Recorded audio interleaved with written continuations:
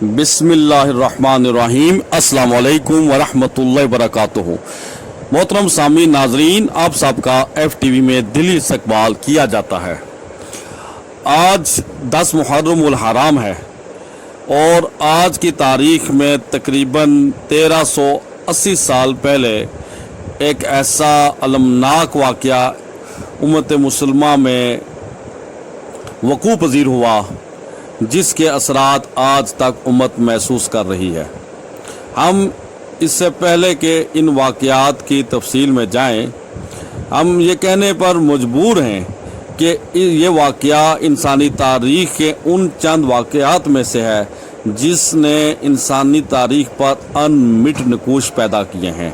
بالخصوص اسلامی دنیا اس سے اس قدر متاثر ہوئی ہے کہ آج تک ان کے ایفیکٹس کو محسوس کر رہی ہے اور اس کے نتیجے میں امت کو بہت ساری کمزوریاں، بہت سارے بیڈ ایفیکٹس فیس کرنے پڑے ہیں، کیونکہ اس واقعے میں حضور صلی اللہ علیہ وآلہ وسلم کے نواسے، آپ صلی اللہ علیہ وسلم کے پھول، جگر گوشہ رسول صلی اللہ علیہ وآلہ وسلم کو جس اذیت کے ساتھ ظلم و ستم کا نشانہ بنایا گیا، ان کو ان کے خاندان سمیت تختہ مشق بنایا گیا، اور جس کوئی تفصیلات کا اگر تھوڑا سا بھی جائزہ لیا جائے تو ان کا سن کر انسانیت کے رونگٹے کھڑے ہو جاتے ہیں، انسانیت کی روح کانپ اٹھتی ہے اور انسانیت کا دل ان واقعات سے دل کے خون کے آنسو روتا ہے۔ اگر ان واقعات یعنی کہ واقعہ کربلا کے اسباب یا پس منظر کو دیکھا جائے تو اس وقت بھی بڑی تلخ حقیقت سامنے آتی ہے کہ جب حضرت مولا حسن علیہ السلام کا حضرت امیر معاویہ رضی اللہ تعالی عنہ سے صلح ہو جاتی ہے تو اس موقع پر جو معاہدہ طے پاتا ہے اس کی روح سے یہ بھی طے کیا گیا تھا کہ حضرت امیر معاویہ رضی اللہ تعالیٰ عنہ اپنے دور میں مولا علی علیہ السلام کے چاہنے والوں کے ساتھ کسی طور پر بھی کوئی زیادتی نہیں کریں گے، بلکہ ان کے ساتھ حسن سلوک سے پیش آئیں گے۔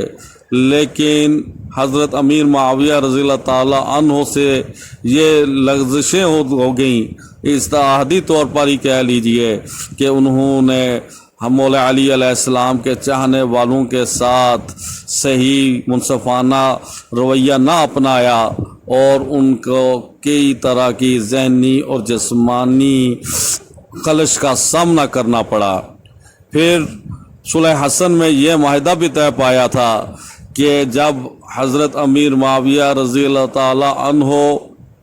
اقتدار کو چھوڑیں گے یا فوت ہونے لگیں گے تو اس موقع پر کسی طور پر بھی یزید یا اپنے کسی بیٹے کو نامزد نہیں کریں گے، بلکہ یہ معاملہ شورا پہ چھوڑیں گے اور مسلمانی کی شورا جس شخصیت کے لیے چاہے گی اتفاق سے اس کے متعلق فیصلہ کرے گی۔ لیکن حضرت امیر معاویہ رضی اللہ تعالیٰ عنہ نے معاہدے کی اس شک سے بھی انحراف کرتے ہوئے اپنے بیٹے کو اپنے مرنے سے چند ماہ پہلے نامزد کر دیا اور تمام شورا کے اراکین سے اور معززین مسلمان سے انہوں نے بزور شمشیر اس کی بیعت لی۔ ان کا بیٹا یزید جب اقتدار پر براجمان ہوا تو مسلمانوں کو پتہ تھا کہ وہ ایک نہایت ہی کرپٹ انسان ہے، ایک نہایت ہی ظالم انسان ہے۔ ایسے شخص کا منصب اقتدار پر بیٹھنا امت مسلمہ کے لیے کسی طور پر بھی خیر کا سبب نہیں بن سکتا، بلکہ اس کے برعکس وہ امت کے لیے ایک بہت بڑی آزمائش اور بہت بڑی بلا ثابت ہو سکتا تھا۔ چنانچہ ایسا ہی ہوا کہ اس نے آتے ساتھ ہی مسلمانوں سے زبردستی، جنہوں نے بیعت نہیں تھی کہ زبردستی بیعت لینے شروع کر دی، اور جنہوں نے انکار کیا اس کے خلاف اس نے بغیر کسی لحاظ کے شمشیر و تلوار کے ساتھ ظلم و ستم کے وہ پہاڑ توڑے جس کی مثال نہیں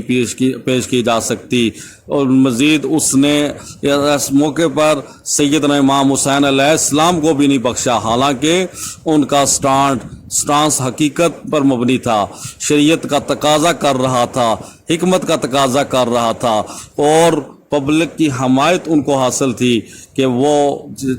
پبلک کی حمایت کے نتیجے میں یہ چاہتے تھے کہ ایک تو یزید کو سمجھایا جائے یا اس کو برطرف کر کے ایک صالح قیادت کو مسلم امہ کے اوپر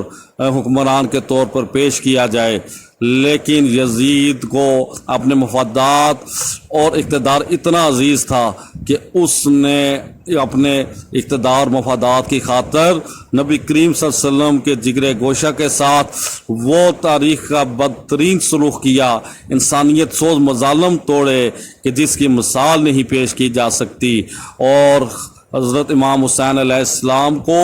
ان کے خاندان کے تمام افراد کو ان کی آنکھوں کے سامنے ذبح کیا۔ لیکن حضرت امام حسین علیہ السلام نے اس تمام تر ظلم و زیادتی کے باوجود باطل قوت کے آگے سر نہ جھکایا، اور آخر انہوں نے بھی حق کی راہ میں اپنی جان قربان کر دی، کیونکہ یہی انہوں نے اپنے نانا سے سبق سیکھا تھا۔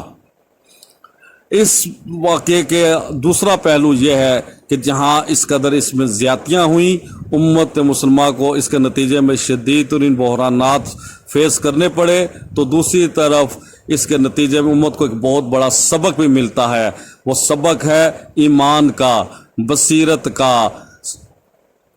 حکمت کا، شجاعت کا، قربانی کا، اثار کا، جو واقعتاً انسان اگر ان تمام رویوں سے، ان تمام اصولوں کو اگر اپنانا چاہتا ہے تو اس کو سیدنا امام حسین علیہ السلام کی شخصیت میں یہ تمام تر اصول کما حق ہو نظر آئیں گے، اور وہ ان کی شخصیت اور ان کے کردار کی روشنی میں اپنے معاملات کو نہایت احسن طریقے سے سر انجام دے سکتا ہے۔ آج انفرادی طور پر نہیں بلکہ پوری امت کو اجتماعی طور پر سیدنا امام علی مقام علیہ السلام کی شخصیت اور کردار سے سبق لینا چاہیے، جس طرح سے انہوں نے حق کی خاطر اپنے پورے خاندان کو ذبح کروا دیا، حق کی سربلندی کی خاطر انہوں نے اپنی جان بھی داؤ پر لگا دی اور اپنی جان بھی اللہ کی راہ میں قربان کر دی۔ تو اسی طرح سے امت کو بھی آج اللہ کے دین کے غلبے کے لیے، حق کے سربلندی کے لیے اپنا مال، اپنی جان، اپنا خاندان سب کچھ قربان کر دینا چاہیے۔ یہی سیدنا امام حسین علیہ السلام کا درس ہے، اور یہ بہت ہی بہترین درس ہے۔ اگر امت آج ان کی